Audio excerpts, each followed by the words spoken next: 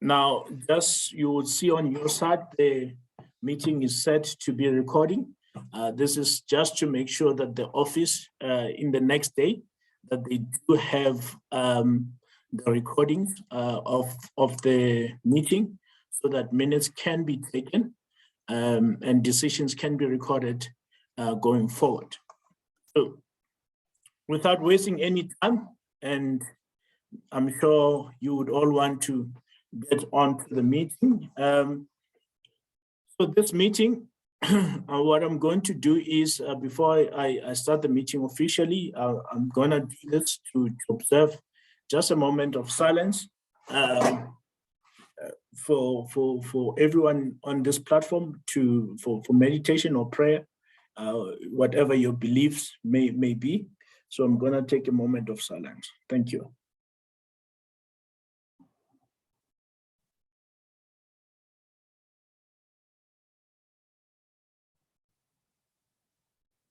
Thank you very much. All right. Now, this meeting, as indicated and advertised, we are going to be addressing the following issues. I think I need to start there. We are going to be addressing the issue of potholes, a backlog of potholes, a backlog of street lights in the area, a backlog, there's a backlog of roads infrastructure. When I say roads infrastructure, I know I did speak about this in the previous meeting, but I want to do, like, in fact, a further follow-up, if it were, on the roads infrastructure in terms of resurfacing of the roads and the plan that we have going forward. And then also what has become very apparent, and Dave, you mentioned it in the chat, is the issue of the petition. I think petition rightfully is there. I wouldn't say it's wrongfully there or not legitimate. It's how people feel, and people must be able to express themselves. And the petition is one of the ways that they must be able to express themselves. So, having said that, I would like to also say that I'm going to address, in fact, of the role that the councillor plays, that in this case myself as a ward councillor, that I play in terms of service delivery and how I interact with the residents. So I'm gonna start with, firstly, let me start with the last part that I alluded to. So, like I said, I see the service has spoken there. Maybe let's switch things up quickly. You know, like when I came here, obviously I want to, you know, like I've got a few things to say, but let's switch things up quickly, because we're gonna start, Dave. I'm gonna allow Dave first, and then I think it's Seth who's posted in the chat.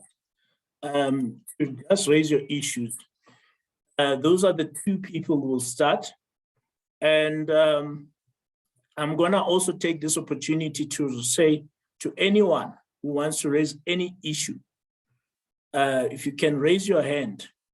If you are listening to me on social media, you can also comment on the comments so that I can take your issues, and then we can move in that fashion. So Dave, I'm going to ask you to unmute, and if you're not worried about your bandwidth, you can also show your video and go for it.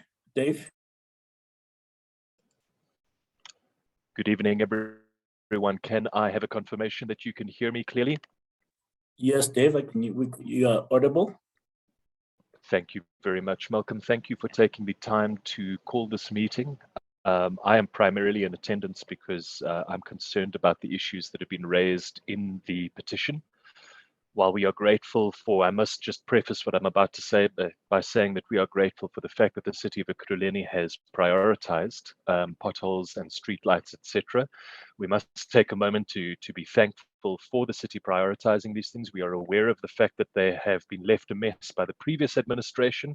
And so we just want to say, initially, job well done to getting on with the task at hand. We know it's a big task, and we thank the city and its representatives in every way, shape, or form for cracking on and getting it done. I want to really begin by starting to address the petition. And I want to preface addressing that by saying, Malcolm, none of us have a personal issue with you. This is not a personality clash. I think that what we're struggling with at the moment is really what Gary has put down quite succinctly and well in the petition. Malcolm, I've spoken with you previously regarding one or two issues, and point one really does speak into that. Is that I think that I find you to be a little unapproachable. I think that the words that are used in point one of the petition, fobbing you off, is certainly the impression that I've gotten previously.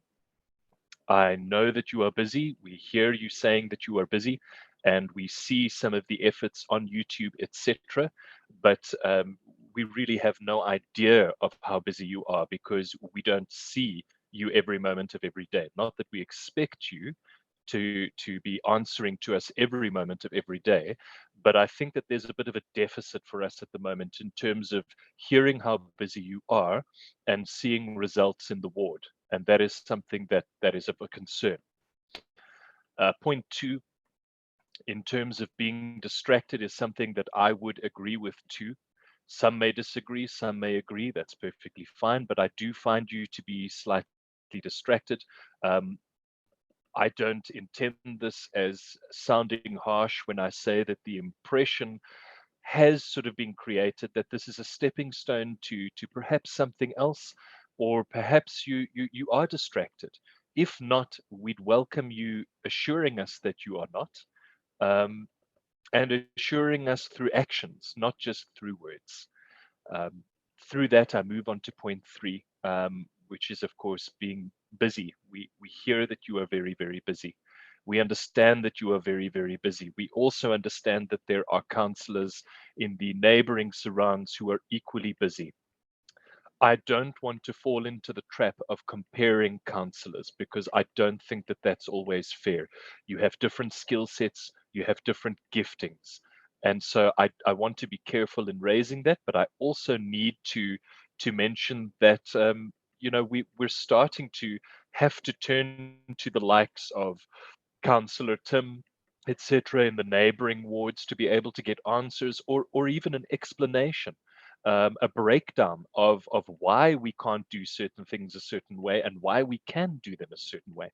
And so I really do feel like that is part of the problem. I think that a large part of the problem is communication, and communication is a two-way street. It's about also hearing that perhaps your form of communication is not the most effective. And so perhaps this is something that can be worked on. And of course, all of us can work on communication, Malcolm. So I just want to be the first person to say that sometimes my efforts at communication are not great, but I want to say that I think that we can all work on that. And I think that we all believe that perhaps your efforts at communication could be improved on, because we're hearing from councillors outside of our own ward about why power is out, etc., before we hear from you. And that is of a concern to us. So I really do think that that's a valid point, which leads us to the next point, being slow to respond. We understand you say that you are busy, but we're hearing from neighboring councillors, etc., about what is happening. Surely they are equally busy. Surely they also have lives outside of their jobs, etc. And we understand that the job is demanding, but we also understand that you signed up for this job, and as the voters, we do expect to be kept informed. Moving on to point 6, and this is something that I feel quite strongly on, is there are many of us, 370 according to the petition, who feel that you don't want to deal with the residents. And I think that the important thing to remember here, and Malcolm, that is why I got on early into the meeting to request whether or not we could have a physical meeting to discuss this. If each of those signatures is representative of a household in our ward, then I think that we have a lot of concern that we should have at the forefront of our minds. If one of those signatures is representative of a husband or a wife, and they share the same views, that goes up to around 700. So again, without attacking anybody, I want to say, Malcolm, that I am here to advocate for you as much as I am to speak on behalf of the residents and for myself, and really just ask that we get down to the brass tacks of things and we crack on and get stuff done. So that being said, those are my concerns. I have raised them. They are in alignment with the petition that has been signed. And as such, I request a physical meeting at the soonest possible convenience, because waiting until month end, I'm not sure when those meetings are scheduled for, but if it is at month end, I'm concerned that that is a little bit long. We also have individuals who are unable to attend this meeting because they do not have the means to attend it digitally. So I think that that is only fair to make that available to the people who perhaps signed the petition but are unable to attend digitally. I now hand over back to Malcolm. Thank you very much. What I'm going to do is I'm going to take Serve, because Serve also posted an issue in the chat. Serve, please go ahead. Good evening, everyone, and good evening, Malcolm. Can you hear me? Am I audible? Yes, Serve, Okay. you're audible. Cool. So my main concern here, guys, is mainly to raise the pothole situation on Letaba Street. It's just grown bigger and bigger. There's a lot of traffic that's on Letaba Street now due to rovers being opened again. Also, the street lights, none of them are working in Extension 5. They did previously fix some, but it's left on the entire day. With load shedding and that, don't see why it's necessary for that. And now they're just not working at all. So those are my main concerns at the moment. Thank you very much, Serve and Dave, who spoke before. Let me start with Dave. In fact, let me also start with this when I speak. Let me start by also saying that the petition, from what I've read, is actually addressed at a political party, which is the Democratic Alliance. And this meeting that I'm having right now is in my capacity as a ward councillor for all residents in the ward. So I will address it, because while you are voters, you are also residents. And but I will not deal with it from a political point of view. I'll deal it from a council point of view. I'm sure the party will deal with the petitions from obviously their point of view as a political party, and as they roughly have to do so.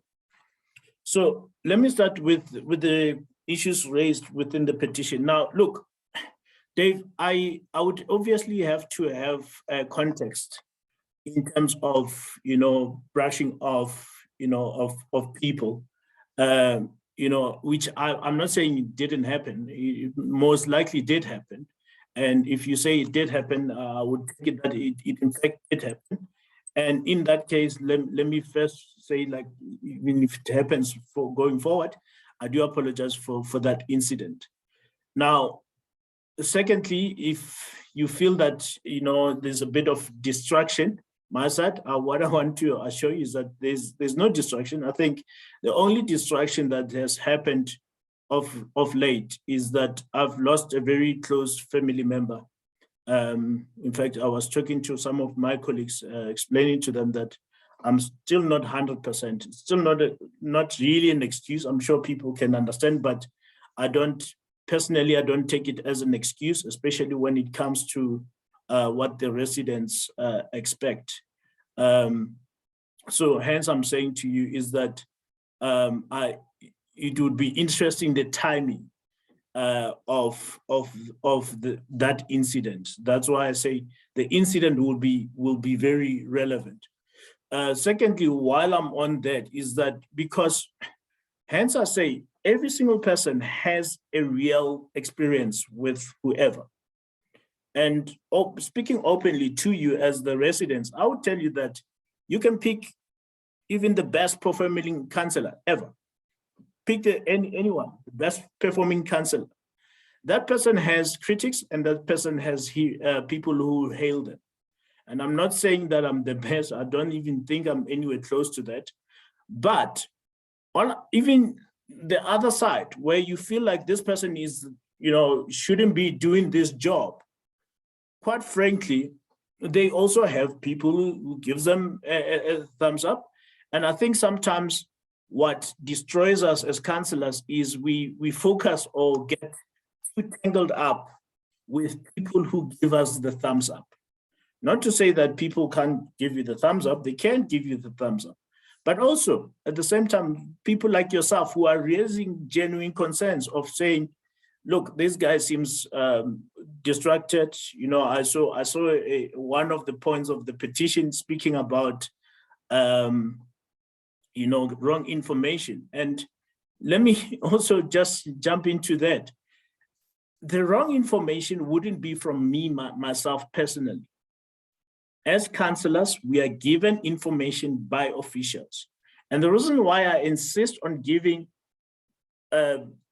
information that come from officials is because after the fact of whatever the water outage, power outage, or whatever the case may be, after the fact that is done, then I go back and say, guys, and I'll use an example with extension 2, where they had power outage for more than 60 hours.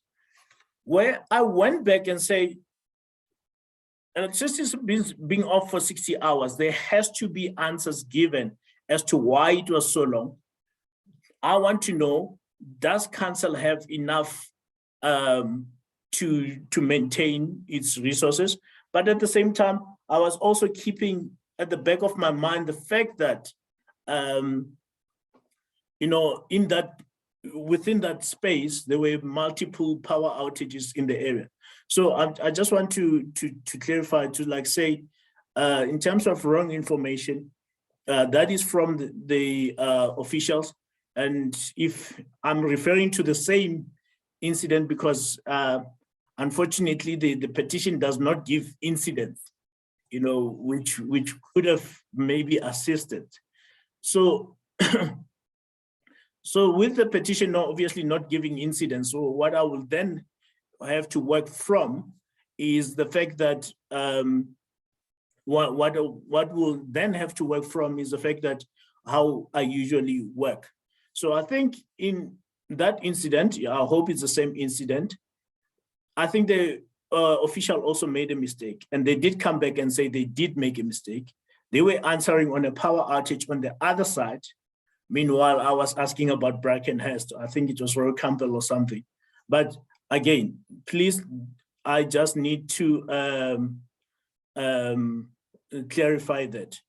Now, Dave, you can. I'm the only admin here, so at the same time.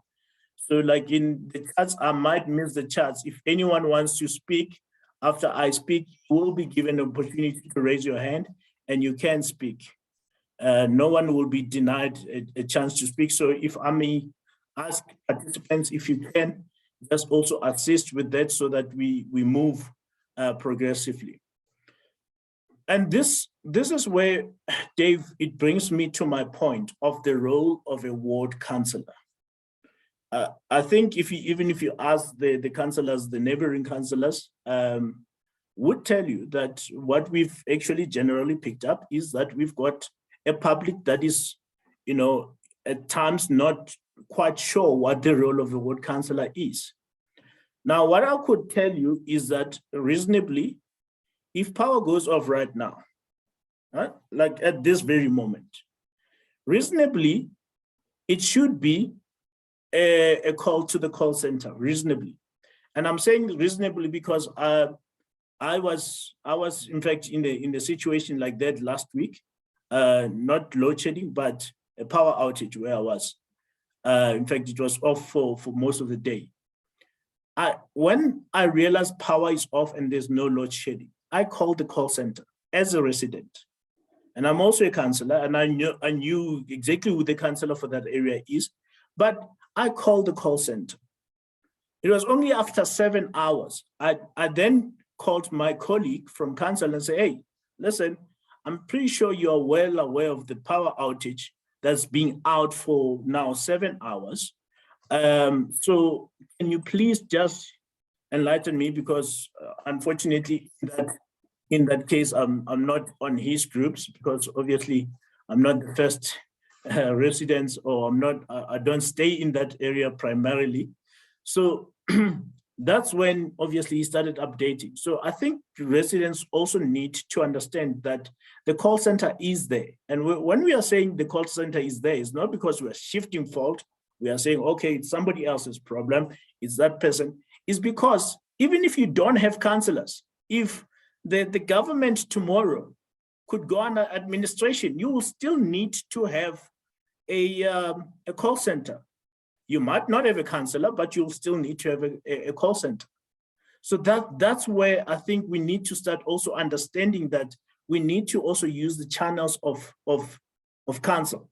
What I'm insisting on, and I think that's where people might have a problem, is that what I'm insisting on is that people need to please also use the processes of council. Why? Not only does it help you, but it also helps me. What you don't see on the other side when I report something without a reference number, or it's literally just being reported 30 minutes ago, the officials respond abruptly to, like, say, councillor, what are you trying to do? Are you trying to interfere in our work? Because you know, we don't always know when you report the issues. Hence, I'm saying to you that you need to understand that there is obviously the process of council that needs to be followed. If there's an experience that I'm very abrupt, I'm very brushy, I'm brushing you off, I do apologize for that. However, Dave, I will take your hand. I've seen your hand. I will take your hand. So all I'm saying is that we need to also work within those spaces, because for me personally, and I will use my personal thing, is that one of the things that I will firstly look after is my mental health as well. If I'm not mentally healthy to take your call, if I'm not like mentally prepared to take your call, it's probably better that I don't take the call at that moment. Dimsani, I notice your hand. I will also take you. Okay.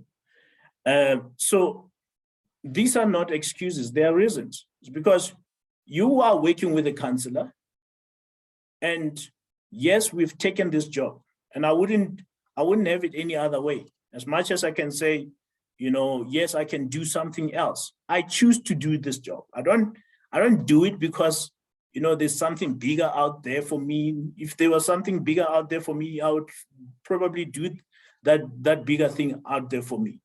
So all I'm saying is that I choose to do this job. I choose to make sure that I'm still here. You know, I think I'm doing the second term. If you understand the work of the councillor, most people will even ask you, like, you know, are you okay to do the second term as a ward councillor? But I choose to do that. Why? Because I still believe that there should be fair representation for yourselves in council. And you're right, you don't physically see the work that I do, but trust me, you do. You hopefully, in fact, especially under this current administration, you will get to see it.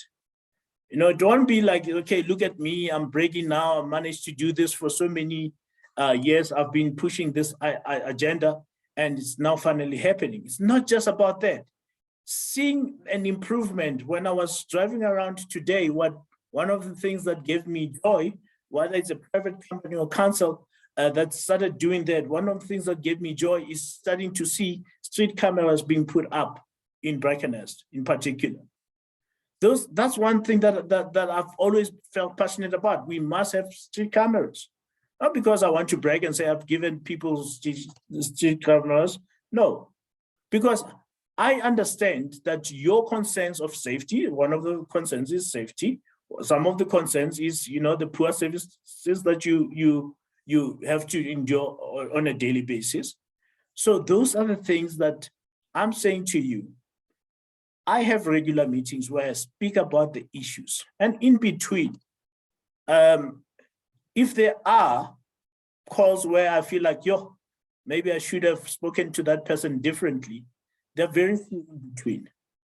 And that I can honestly tell you. In fact, if you were to also go and do a survey and try and get a survey, you would also find that there's people that feel like, no, actually the experience of me as their ward councillor is that it's been very welcoming, it's been very approachable, it's been,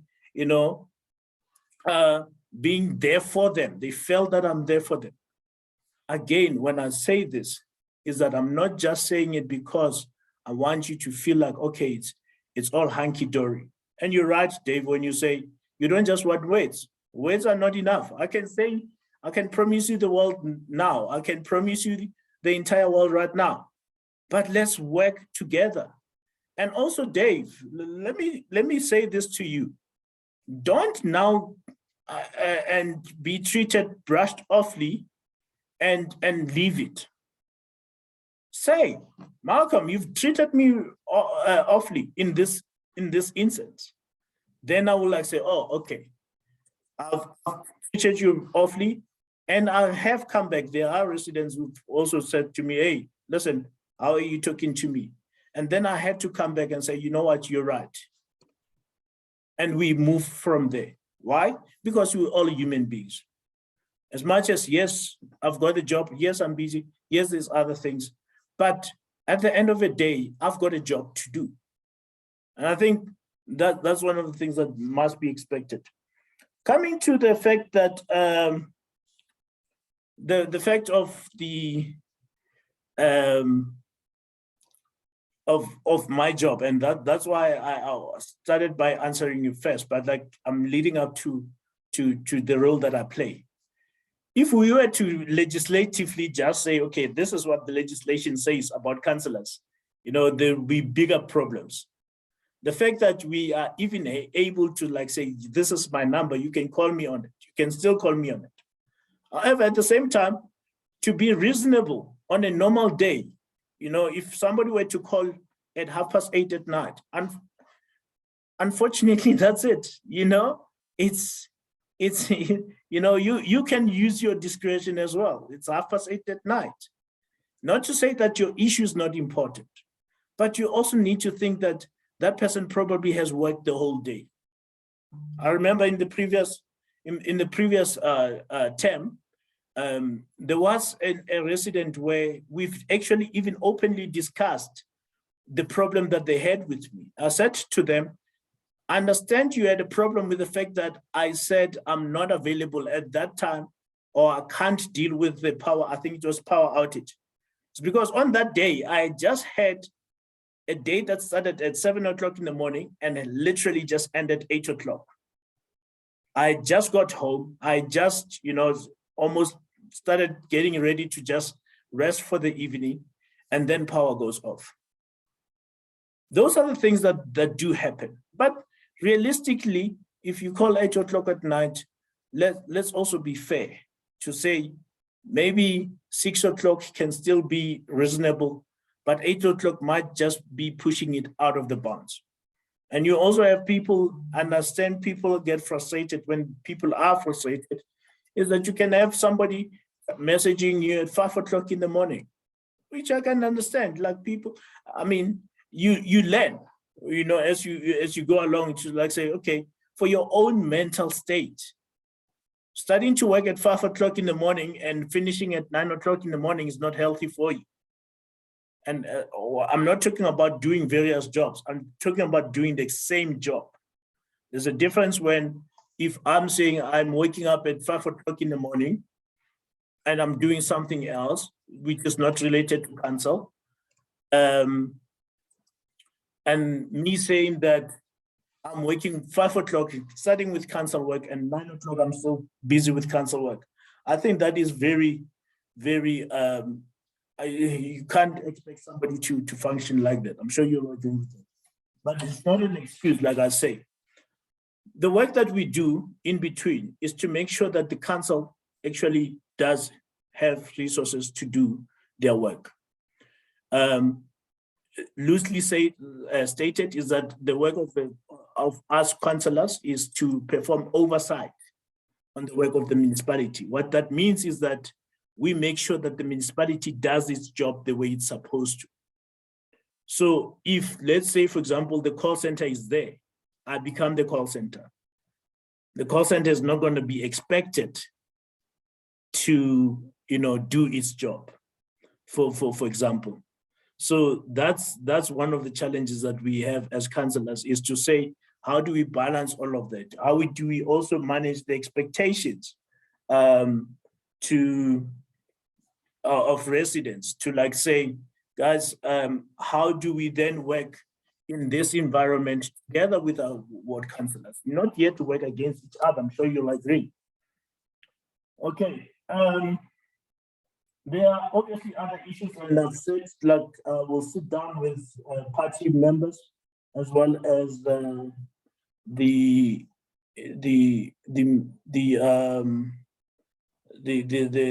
leaders, or the people that do go through all of those things. I'll sit down with them, and then we'll obviously, if there's anything that I'm open to amending anything, but I can say to you that from my point of view is that as long as residents are able to get through to my phone, only thing that I can, and I will agree with you, Dave, is that yes, I must improve in when a person calls or sends me a message. That needs to improve. And there might be times where, like in this week, it improves. Next week, maybe it drops off for a little bit, but it must be an ongoing thing that we address. Okay, Dave, I'm gonna take you again, but before I do, let me address every single person that has posted on Facebook. The reason why I'm doing that, there's also, of course, there's, what's his name? There's Dumisani as well. In fact, when I come back, I'm probably going to take Dumisani first. Dave, if you don't mind. Okay, Michael Polaki says you recently appointed a team and advertised such on all platforms. What exactly does the team do, and when you are unavailable? Okay, that's a very good question, Michael. So I haven't appointed the team, so that's it's not a team that I've appointed. It's a team that has been elected through a process of ward committee elections. So the ward committee have not yet been given their induction. Their induction is on the 6th. I think there's an induction on the 6th of June. Then that's next week, Monday, where they will be given an induction. And it is only then, after then, and once I've spoken to the team or the ward committee and say their expectations, because one of the expectations is that they will also have to assist me as a ward councillor in some of these issues that I'm talking about. So, and when I'm unavailable, usually I don't ask another councillor to look after the ward. I usually ask a ward committee member to look after the ward, and some of the ward committee members are here on this meeting. So that's what I usually do. Okay. And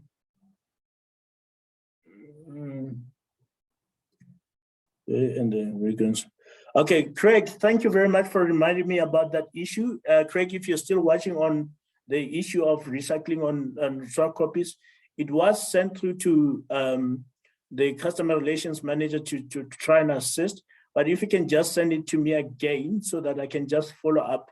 I remember vaguely as to what it's all about. So if you don't mind, I'll gladly assist with that as well. If you can do that.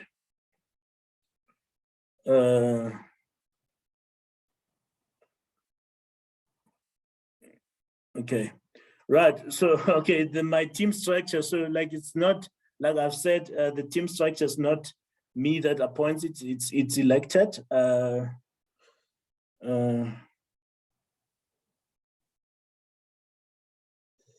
Okay, friend. You know, friend, when we talk about personalities, and I'm glad that what's his name? Dave didn't want to go into personalities. Dumsani, I did see you coming back in. I'm gonna take you after dealing with issues from social media. So I don't want to compare myself. Sarah Whistler has different skills set. I mean, we all do. So, and again, I will have to reiterate, this is not a political meeting. I don't want to be going into like, this party is good, that party is better. That's not the point of this there. So friend, like I say to you, and I mean, I'm sure, friend, like you must say, you feel like I'm not always approachable. Friend, you would know me from even back in 2016 and how much times. And yes, there might have been days where I may have sounded that I'm not approachable on that day, but you would also know of days that you felt that, you know, I am there for you. In fact, even from day one, I think from being a counselor, I've always said, I'm there for you, friend. Yes, you are one of the people that I had to, at some point, to say, I'm sorry if I sounded offish at the time, but I'm sure you would remember that. Okay, so friend, if you log a call through the call center, you're more than welcome to send me the details of the call. I mean, I can show you from my end how many residents log calls and are referred to departments. Just to give you a picture, Ward 38 has 7,700, I think. So about 7,700 households. That is equivalent to 25,000 residents. Okay, so you can imagine if we don't use the call center as we should, it becomes problematic.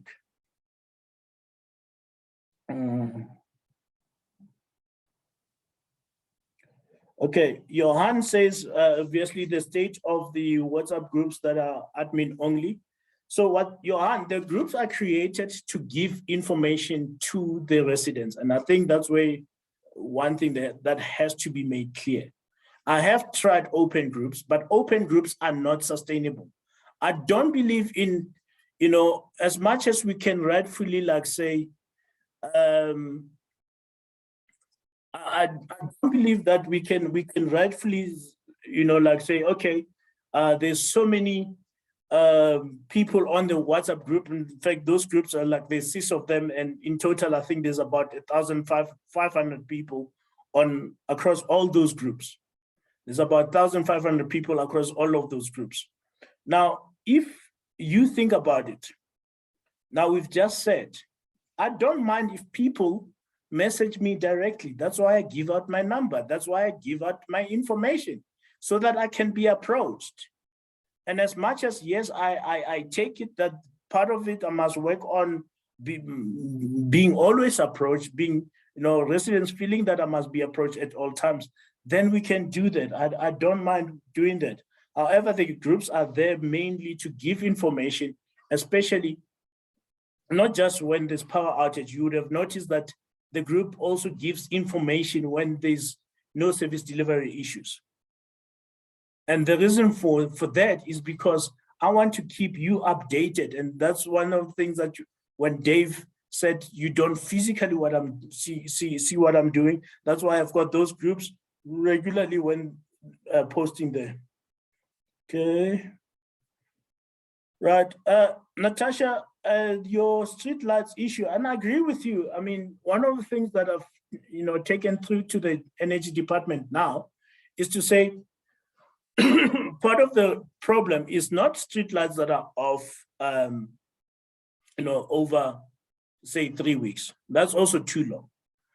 But I'm talking about streetlights like yourself, Natasha, that's been off for 3 years. 3 years. I don't think that's acceptable that the streetlight can be off. Like, it's not even acceptable that the streetlight should be off for more than a week, which is the turnaround time that's being given by the same department. But what we're trying to do now is to say, let's have the budget now starting to speak towards addressing real service delivery issues, things like streetlights, things like portals.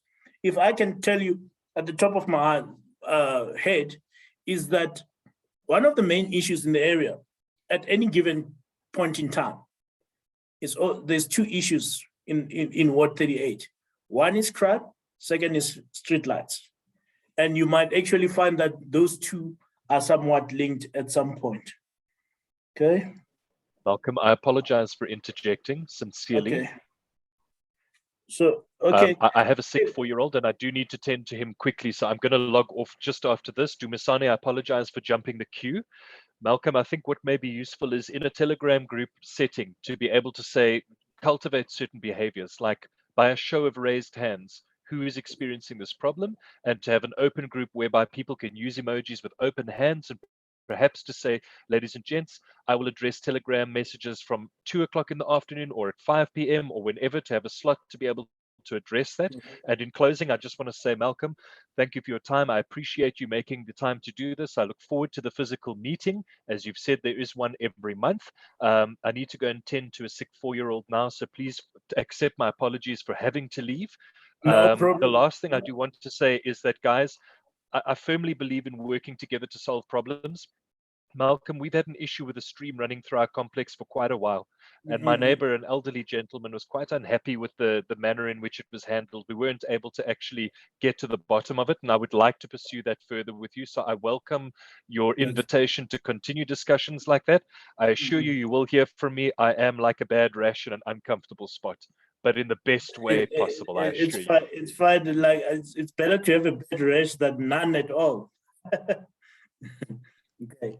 Thanks, guys. Thank you, Malcolm. Have a good evening. Yeah, sure. Okay, thanks. No.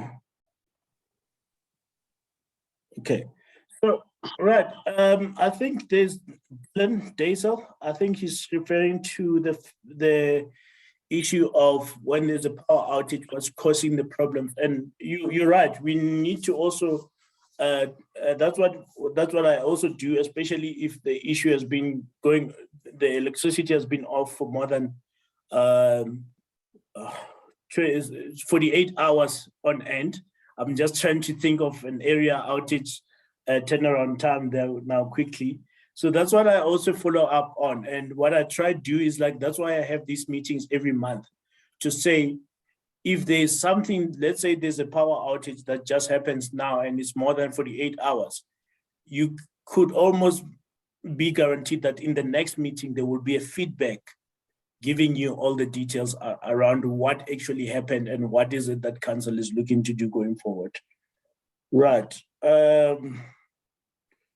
Okay, so I see Pamela, so Pamela, can you please also send me that details on obviously the via email, because it's a portal issue, so that I can also send through for it to be attended to. Right, obviously there's trees to be. Can I ask that if there's any issues that still need to be addressed, I'm gonna address them obviously now. I'm just referring to everyone on social media to say that I do note them, but just to also please assist me if I can just have an opportunity to address all of the issues via email as well, so that they can be handled and we can follow up on them. The reason why I also love email or prefer email in some of these issues, because you can clearly see the track record of things not being done. Okay.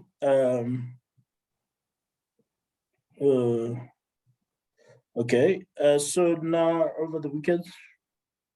Okay, so Adele is complaining about the noise from replay.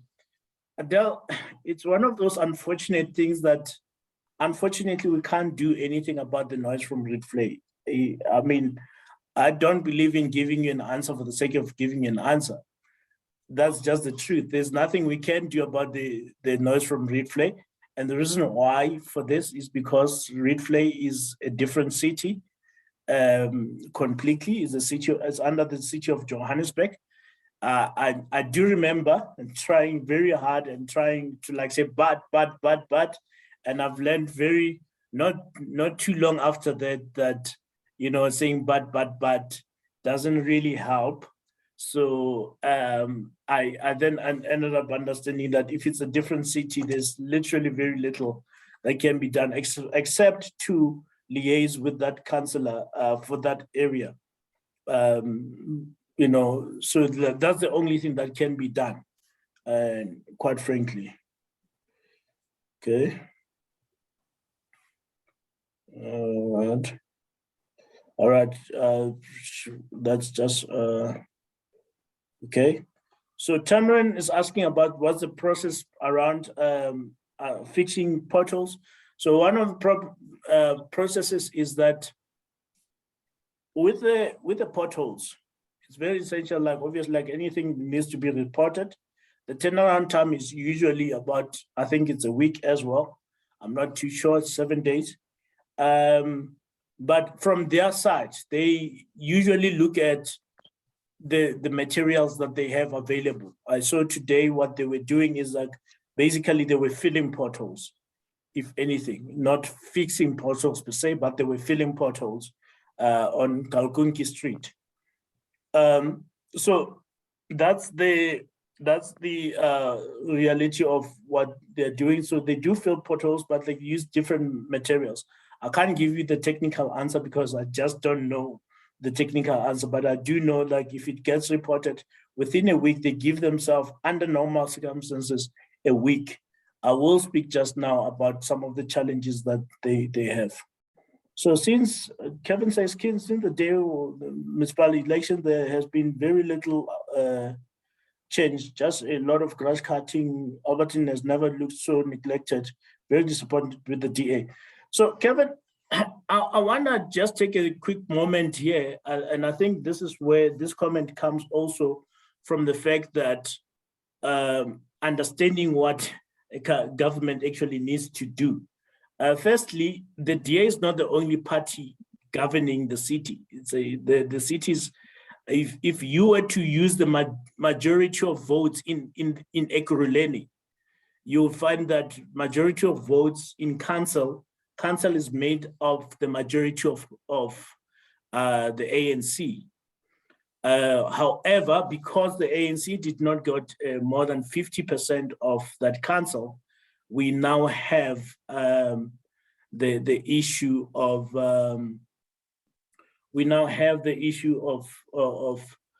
know dealing with a coalition. Now this coalition is working by and large. Now, also remember again, we come from an era where obviously grass cutting and what the administration has found, the current administration of multi-parties have found is that the budget that was left still, because up until the 30th of June, we are working with the budget from the previous administration. So somebody says Telegram, also raised Telegram now. Unfortunately, my own research has actually shown that for me, I had to actually go out of Telegram personally because of some of the safety issues that Telegram actually has. You know, like these messages, like suddenly you see messages that you never signed up on, and when you trace it, it actually comes from my number being shared with Telegram. You know, like that's an irony because you know people moving from WhatsApp because of what WhatsApp was just doing was just saying these are the terms and conditions, and WhatsApp is still pretty much very safe in my view. Telegram, I'll check it out from time to time, but until I'm 100% sure that of my own safety, digital safety, I don't think I did also remember in the beginning of the year writing a message why I'm not going into Telegram. Is because of those, like I also have to look after my own safety. Okay. Okay, Shane is just responding to somebody. Okay, so I'm gonna speak to street lights in the bulk because I see there's a lot. So obviously you've got Andre who says I've helped him when needed, you know, like when electrical will be ensuring that all the outside meter boxes. So as I say, like somebody has one experience, the other person has another experience. So, but yeah, Karen, also like the two places that you mentioned about noise, unfortunately, that Wilson Spoke and Ridley are falling under the city of Johannesburg. So, okay, let me do this. Let me quickly go through. I'm trying to go through all of these. Okay. All right, cool. So now I'm gonna take some questions from here. I'm gonna start with Misani. That's the only hand raised that I've seen. Like I've said, it's difficult to manage everything all at once. So if you do want to speak, please do raise your hand. I don't mind if you raise your hand. Misani, please come in. Okay, good evening, everybody. I hope you can hear me. Yes, Misani, please proceed. Thank you. I just wanted information, right? Before he signed off to look after his child, I hope they get better. Was that there are things that work. Now, Councillor, we can't work around your personal preferences and what works for you. It should be what works for the community. One suggestion, and I think one of the previous DA councillors used, was that we knew that between this hour and that hour, she's unavailable. If she's in a council meeting, she'll send you a standard message. I'm in a meeting, but I'll respond to you. If it's urgent, please type and tell me what the problem is, and you do so, and then she'll respond. Okay, so that works. Okay, let's not chop and change the wheel just because it doesn't suit our personal way of doing things. Secondly, councillor, this is about feelings and the perception that you are tone deaf. We understand that you do not fix the street lights. We understand that you don't fix the potholes. It is how you come across. It is how you speak to people. That feeling, that's the problem. Please try not to be tone deaf. And you can't justify and argue against how we feel and how we perceive you. Rather work on your blind spots. And one of them is this, councillor. You're a fairly busy person, not a problem, we accept that. But make time to respond to people. If it means just copying and pasting a message, it's fine. If a person from, let's say, your ward calls and says, WhatsApp and say there's a problem with power supply, you know it's going to affect more than one person. Use that. You use the one to communicate with 1,000. Put this message on one of the Telegram groups or WhatsApp groups. Then the message within 5-10 minutes, it becomes viral. We all know about the issues, and it says Cllr Maifala is working on the matter. You see? That works, right? The other thing, councillor, is this. Sorry, because I have to look at my notes so I don't lose track of what I want to say to you, right? The issue of turnaround times. We understand that you convey what you are told. Not a problem. Don't wait for us to come back to you. Rather proactively say, guys, I know I said 4 o'clock, the power will be restored. There is a problem. It's going to take an extra hour or two.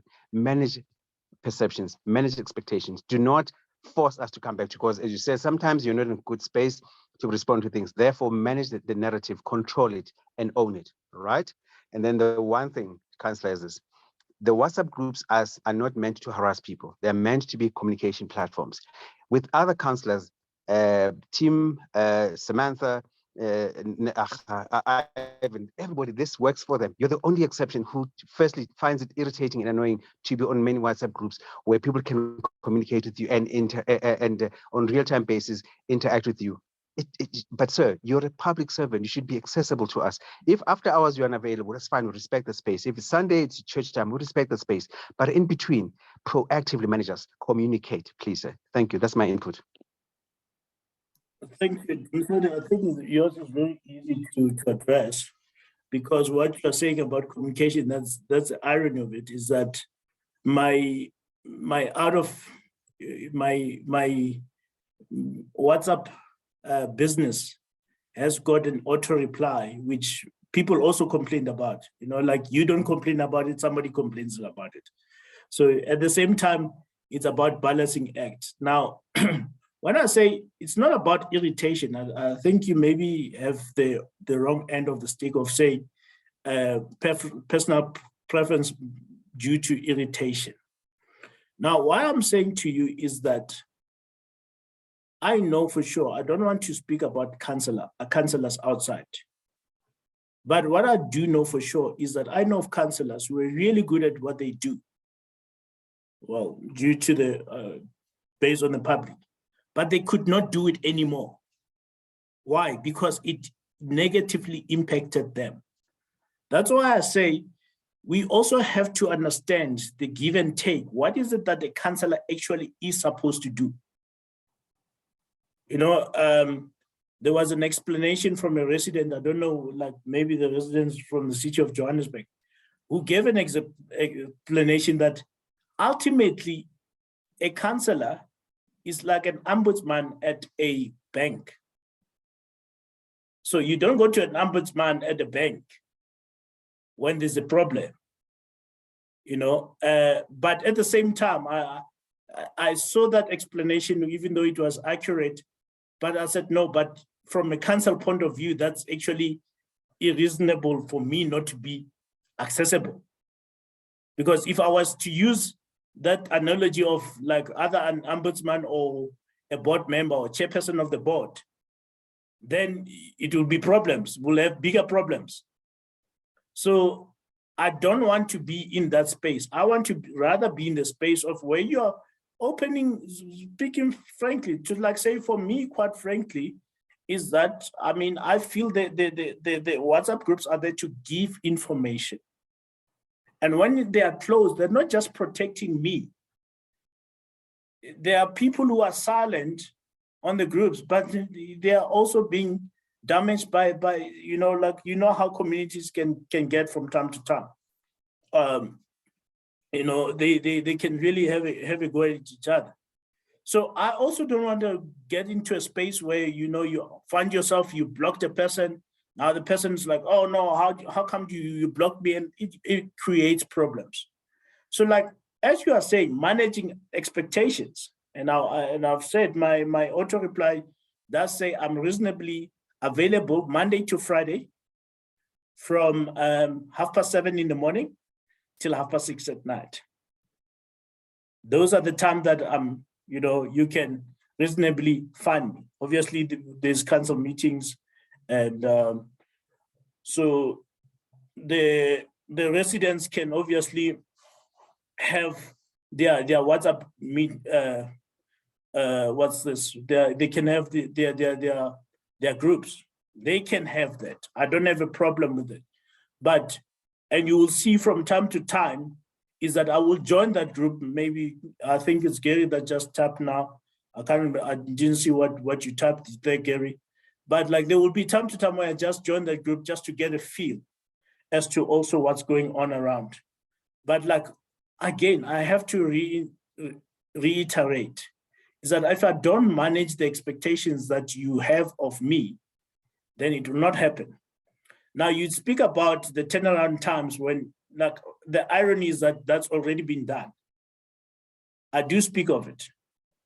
I do say there's no update right now.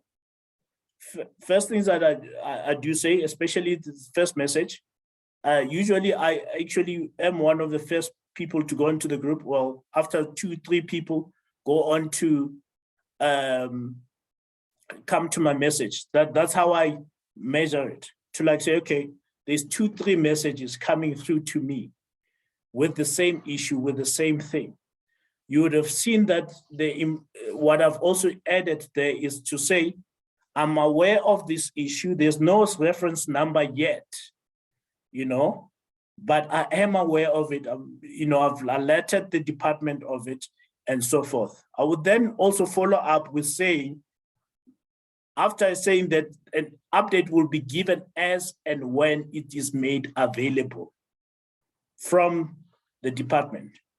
Unfortunately, I don't want to, make it sound like it's a blame game, but unfortunately, when you say, right, I will come back in 2 hours, even if I have the same update, people will then suddenly have a problem that you're coming back every 2 hours with the same update. You see, then it becomes a problem. Then you have people like say, yeah, but what's the update now?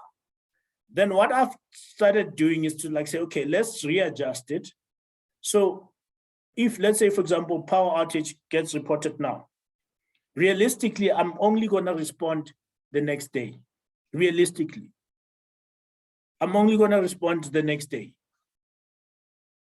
As much as, yes, I would love to address all the issues and be on the ground and do all of the stuff, but let's be realistic. I'm only gonna respond the next day. In fact, recently, I think there was a power outage in the evening. I only saw the messages in the morning, where I literally went to every single message that came to me and said, power outage, power outage, power outage.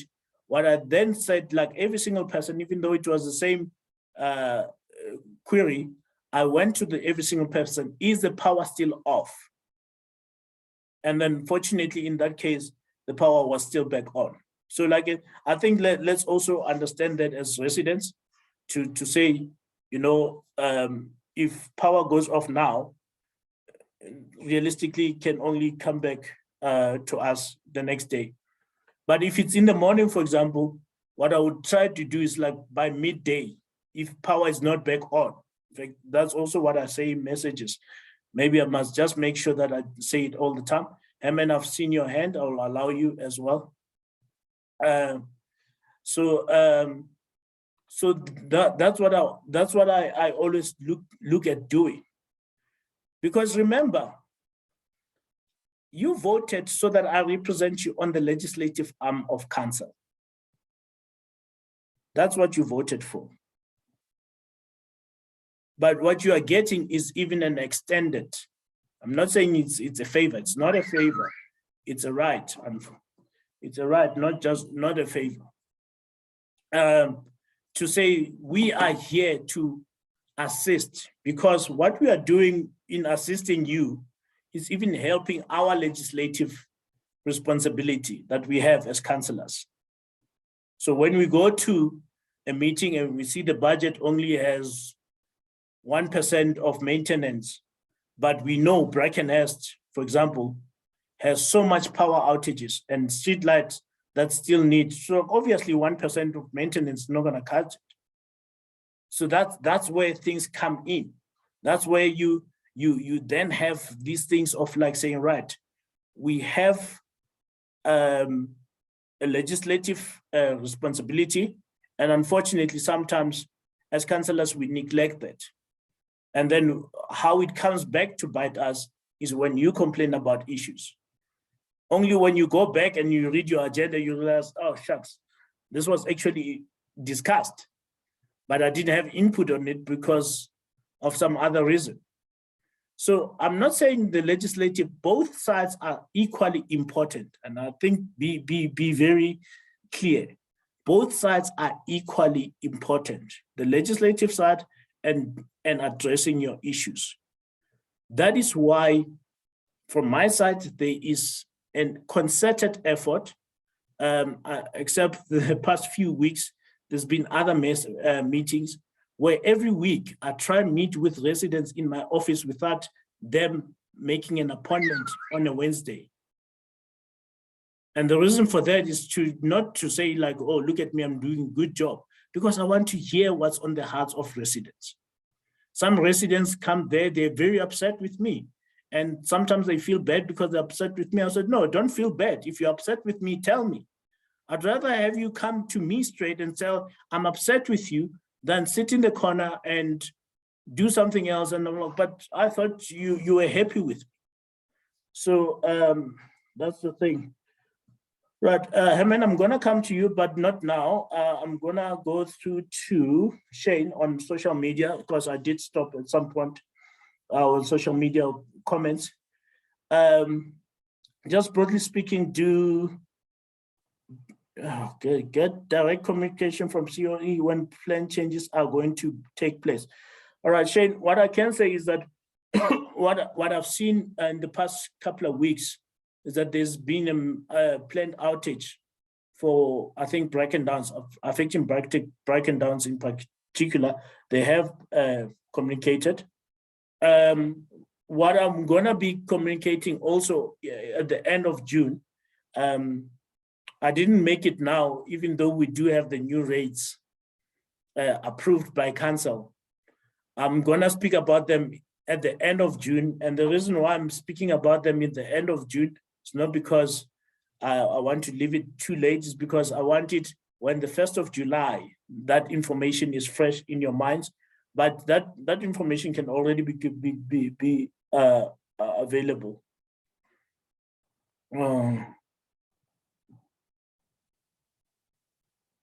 Okay, so the bylaws of 2 cities, Karen is asking about the issues where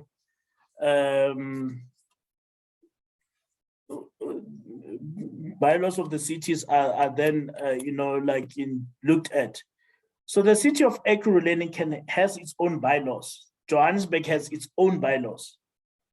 That's why we cannot, interfere in each other's work. That will be, I always use the example, me trying to interfere in how my neighbor raises their children. I think that cannot be. Right.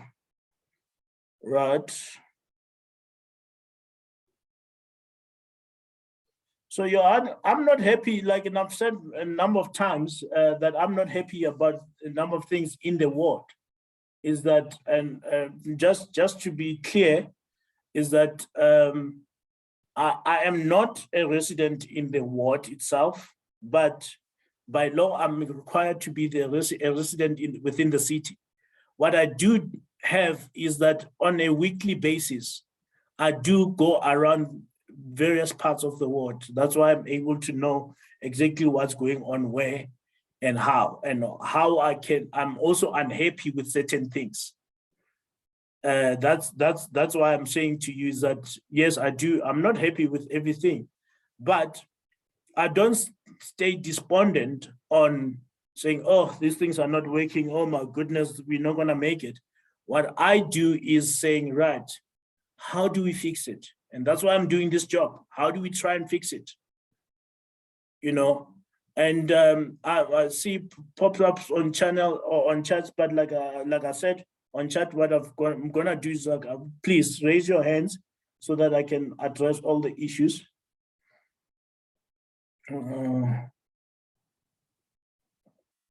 Okay, so Debbie is like, never had a problem with the call center, but the people that come to do the work, right? That's also have okay. Right. So Tracy speaks about the street lights in Benjamin and so forth. So Tracy, like I say, what we need to do is we need to constantly, Dominique, I see your hand, I've recognized you, you'll come after Herman. What I'll say to you, Tracy, is that I know it's frustrating to always follow up. Sometimes we get tired. Even myself, I get tired. But if we don't do it, that's the one thing that will guarantee that things will not be done. I'll try and get there as soon as I can, because this meeting is now, we're now getting very close to that time where we don't want to be. Okay. I'm gonna, let's see. Yeah, right. Okay, so I've seen the comments on Facebook. Let me just see this last one. Right, if like Brett, your issue, can you please if you can just email it to me, malcolm.maifala@ekurhuleni.gov.za. It's malcolm.maifala@ekurhuleni.gov.za. So that's why I'm saying those are the kind of things that we are dealing with. All right, I'm gonna take Herman. If I can ask Dominic to lower the hand. Herman, please come in.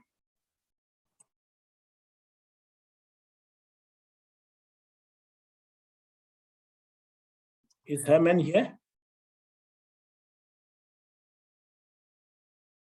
Okay. Herman, you are still muted. Okay, I'm gonna move Can you from. hear me now? Oh, okay, Herman. Now you're here. All right, go ahead. My apologies. I was on the wrong mic.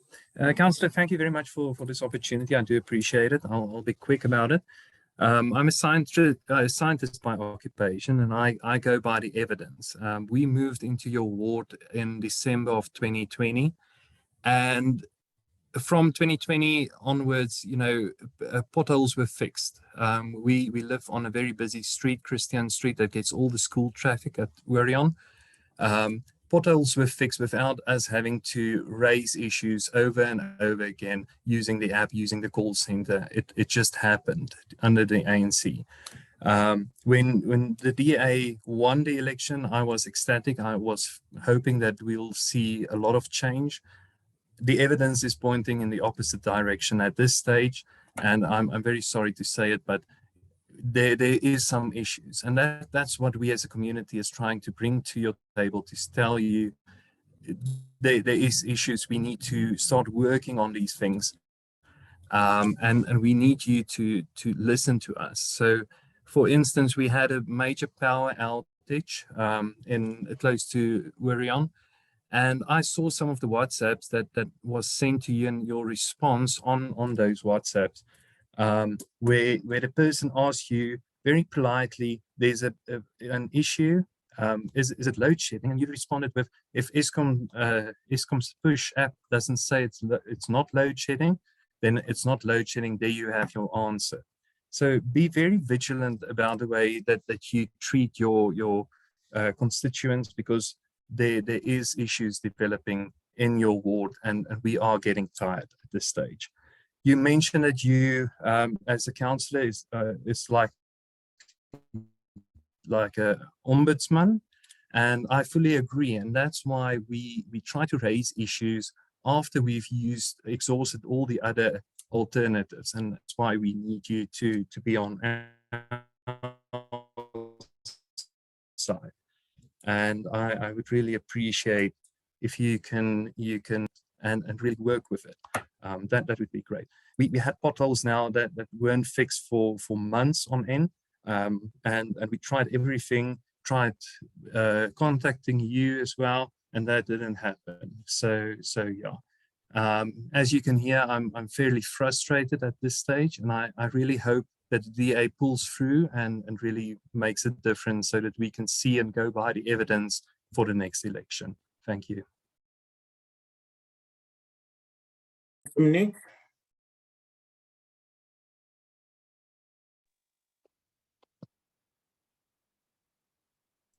Dominic, please come in.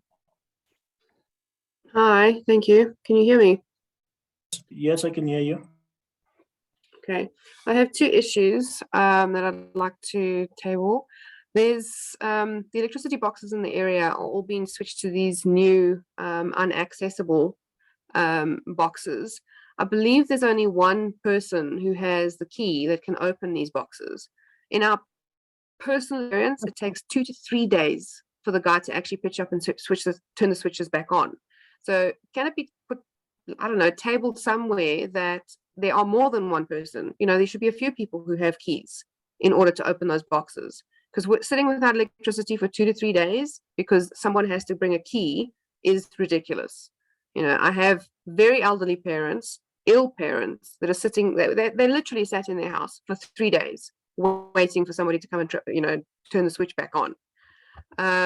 My second issue is my sister raised at the last meeting, and it still hasn't been sorted out, the sewage on Bendor Street.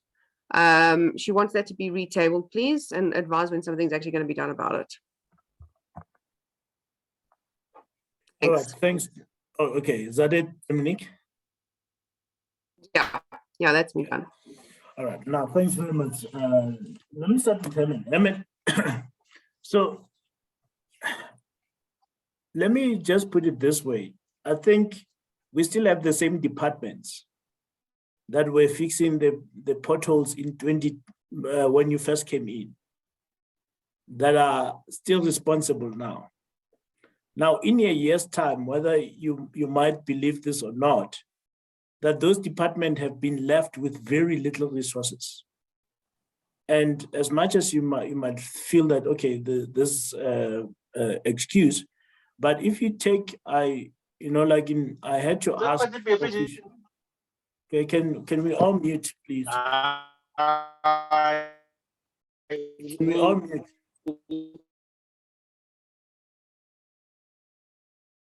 Sorry about that. Okay. So I was speaking to Chairman about the issues. So now, as much as this can seem like an excuse, the reality of the matter is what we are faced with is the fact that back in 2021, beginning of 2021, the summer there, we didn't have as much rains as we had now. That's the first thing. Secondly, the department found itself very short of resources. And that's from the previous administration. Like I said, you mentioned political parties. I'm not going to do that because that's not the intention of this meeting, to get political. So what we have done, let me address fully the potholes now because I see it's being raised. What we have done as a city is that now two things. The new budget actually speaks to, I think there's about 340 million allocated to the maintenance of roads. That includes patching of potholes. Not only has that been done for the new financial year that's kicking in from the 1st of July, we've also passed an adjustment budget that diverts money that was not going to be used by certain departments to the roads department. Remember, when we talk about budget, especially in the city setting, you can't use, if I can use a household example, I can't use the money that I planned to buy my dishwasher for and buy milk. As much as I might need milk, there's processes that must be done to take that money from there to buy milk. I'm using a very simple example, but I'm sure you understand what I'm trying to raise. Okay. So, but at the same time, like I hope so too, because I mean, I'm on the front line. The mayor's not on the front line in dealing with potholes in your areas, in Christian Street in particular. So I also hope that, and I believe, not only just hope, but I believe that we'll get that right under this administration. And as I've explained, that it's not just the party, the party with most seats on the coalition, but it's all parties part of the coalition. There's a number of parties. I think there's about 5 or 6 parties who are part of the coalition. So it's not just one party that you've just mentioned. It's all the parties that you've mentioned to say that they, but we'll get there as a multi-party coalition government.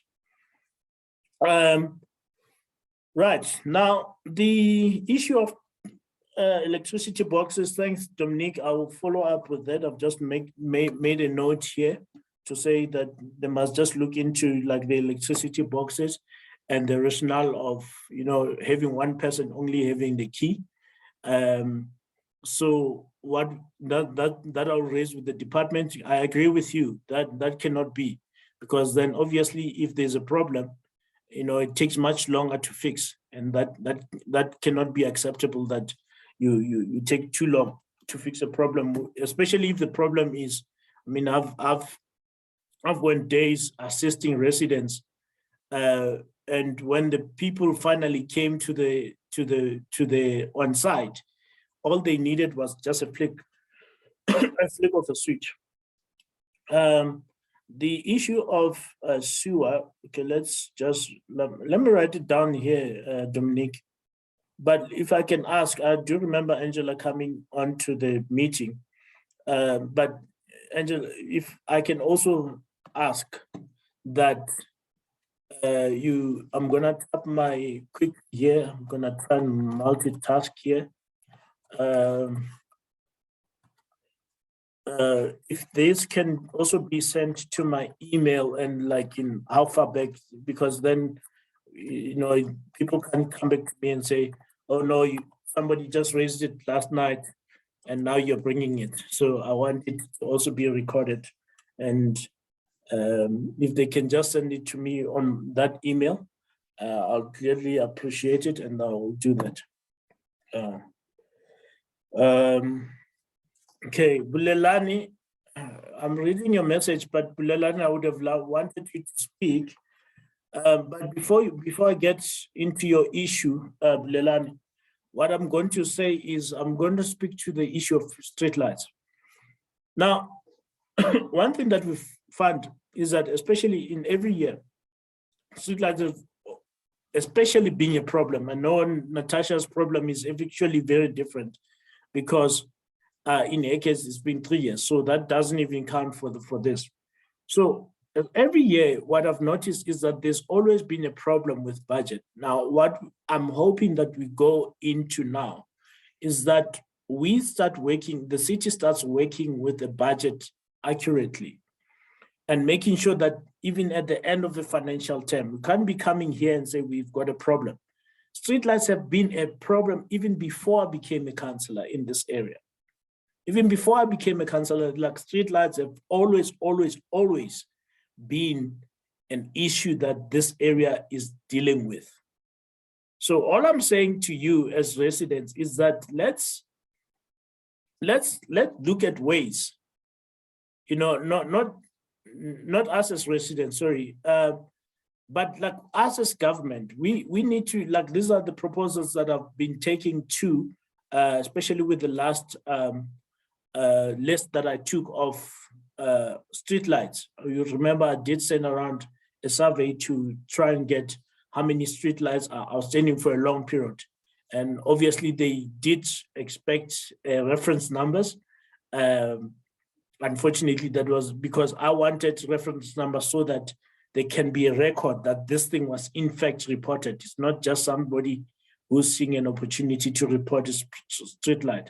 So I did use that to say, how can we work better to make sure, because some of those streets, like Natasha raised, have been off for more than a year and they've never been fixed. So the department needed to come in. So I'm hoping that as time goes on, they do give me satisfactory answers. What they did say previously is that, in fact, there was a talk. It wasn't really official, but there was a talk that streetlights are not a priority. In fact, I kicked up dust. I think I kicked up dust during the lockdown, the hard lockdown. I said it is unacceptable that streetlights are not seen as a priority while they impact the safety of residents. So I kicked up dust on that, and unfortunately, we never got to see the difference, because I would have loved to see what happens if we go back to level 4. And that's one of the things that caused a backlog in streetlights, because at certain lockdown levels, they were not seen as a priority. Now we come in and we've got problem of electricity in general. So like streetlights were also not seen as a priority, but they have to be seen as a priority. But the department did then come back to me and say, look, we allude to the fact that these streetlights can actually be prioritized if they've went past their turnaround time. And that's where I'm pushing with that list to say, you did say that you'll prioritize them. So now put your money where your mouth is in prioritizing these street lights. So that's where we are in terms of the street lights. In terms of the long-term solution, I also spoke about the long-term solution regarding potholes. One of the problems that we have in the area, and this was confirmed by the area manager for roads, is that we've got a number of streets that have not been resurfaced in a long time. There's quite a number of streets that have not been reconstructed in quite a long time. So my view is that if we regularly maintain the streets in the first place, then we will be able to make sure that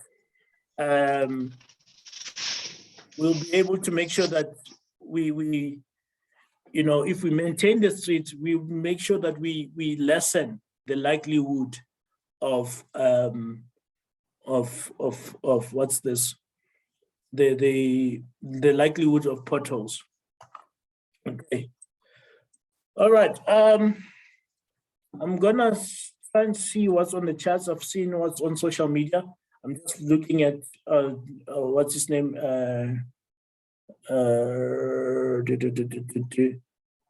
So I've raised. So let me just go a little bit up.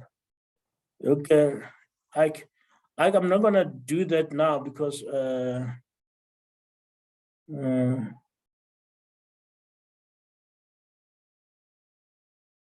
okay. All right. Basically, the gist of what you are asking there is, do I support the groups? Well, you can have the groups, but I also believe that even the existing groups, the messages that I share, which is actually accurate information, I give out, so I think at the end of the day, we can work on that. Like we went into detail as to how I can also improve in doing that. But I think, residents can have groups if they want to have groups, but I would also want to encourage residents to be part of the official groups, because then, they are coming directly from me as well. But I know you do relay messages to the other groups as well, WhatsApp and Telegram. So like that's accurate information for as far as we have it. And like I said, the incident of incorrect information, I think I did explain. I hope it's the same incident, unless if I'm talking about two different incidents. Like I said, the petition is not very clear as to what was the context of everything around that. Let's just go back to the charts. My apologies. Okay, let me just quickly go to Bulelani's comment. Influx of Cllr using that I think they should not be using to collect passengers, and they stop at intersection blocking views. All right, Bulelani, I've posted my email address there. What I've found is that if you give me the details, I think what I want community to do, we work with details to say that this is where the problem is. Then I'm able to also, as a councillor, when I refer the issue to EMPD, because I can't say all over the ward. EMPD has to know where they need to go and do patrols in the ward. So if you can send me via email, my email is above, and I will gladly refer the matter to the customer relations manager, who will then obviously send it to EMPD to assist in that regard. I think that's what we can do. Cllr is one of the ward committee members. So Cllr, I don't want to put you on the spot here. I am not going to put you on the spot here, because just now people start also coming to you. But the employees, we are currently waiting for the new administration to confirm, because the previous time in the previous term, the problem that we've had is that employees would complain about the overtime bill. Well, not only bill, but they would complain about them doing overtime. And then in turn, us as councillors would then complain about the overtime bill, for example. Right. Right. So that's Bulalani just saying she'll do so. Okay. Let me see. Open field. Okay. So, okay. Ike, if you're still here, can you just also please send me as per email below? I just want to make sure that I don't want to be answering questions in haste as well. Yeah. Right. Okay. Tracy obviously reported streetlights. I think I've spoken about streetlights. What I'm going to do, Tracy, is that I am, believe me when I say I am following up. I mean, it sounds like negative, but like I am definitely following up on all these issues regularly. And that's why I think I said to residents to say, you know, sometimes what frustrates me is actually multiple issues within the same ward. Because even when I follow it up, you know, I can imagine how you get frustrated, and I'm also frustrated by that. Now, colleagues, I'm going to end the meeting here because, like we've set out time from 6:30 to 8. I don't want to take too much time of your time with the families. I think Dave also had to attend to his family. Which shows that, you know, like this is usually family time, but I do appreciate everyone making the time to come here. And let's do this every month. Let's come, let's discuss issues, and let's work together, because we can only get somewhere when we work together, not when one is pulling that way and the other one you pulling that way. And I hear you, Tracy, when you say you feel like I'm not following up on issues. I am. I think what I can do is, like, I can invite you to come and see my emails and how often I do follow up on issues. That's how much open I want to be with you, Tracy. I'm not saying it because you won't come. I will take you up on that offer any given time.